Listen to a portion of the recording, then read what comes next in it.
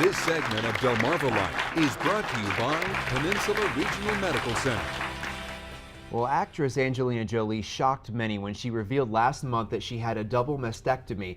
Genetic testing revealed that Jolie had a mutation in the BRCA gene, putting her at an 87% risk of breast cancer and a 50% risk of ovarian cancer. Now, Jolie lost her mother to ovarian cancer and her aunt to breast cancer. So what about the rest of us? Should all women be tested?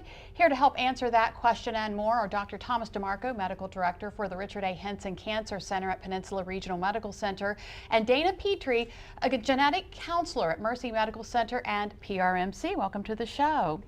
Dr. Marco, I want to start with you. First of all, what is the BRCA or BRCA gene? Right.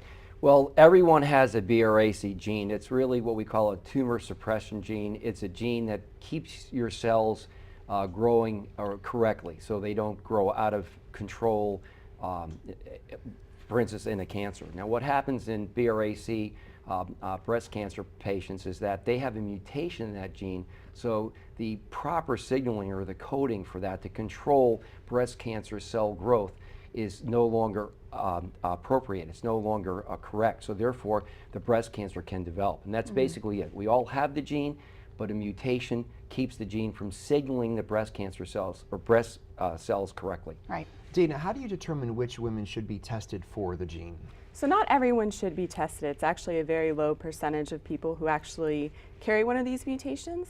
And so we look for strong family histories. That's first, second, even third degree relatives that have either breast cancer, ovarian cancer, other cancers that are related to the syndrome. And so first degree relatives would be like a mother or father, second degree relatives, aunts, third degree relatives, cousins. Now, if you do decide to have the test, it's not a simple test. It's not black and white. There's a lot involved with interpreting the test. Absolutely. The results need to be interpreted. It's individualized to every person. So those results are always personalized, and they're a little bit different depending on the situation. Walk us through the process of genetic counseling.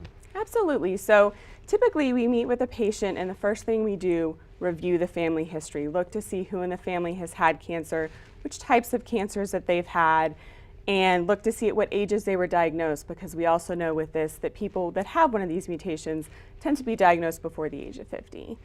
At that point, we talk about what the risk is, what the risk assessment is, and is there any testing that's available, how the testing works, what the results may be. We talk about where we would go, depending on what the results would be with medical management. And then we facilitate the testing process if they decide to choose testing, and then obviously go through the results once they come back. Now, Dr. DeMarco, Angelina Jolie obviously has the means to get tested. She's in New York, lots of doctors there, but you can actually get genetic testing and counseling here at PRMC? Correct. Dana comes down once a month to our cancer center at PRMC from Mercy Hospital Center, and we offer genetic counseling and also genetic testing, especially for breast cancers, but also other cancers. And there was something recent that happened with the Supreme Court. There was a ruling just yesterday in regards to this? Yes, correct. Prior to yesterday, there were some of the biotechnology companies that actually performed some of the genetic testing had a patent rights on these genes, the natural genes.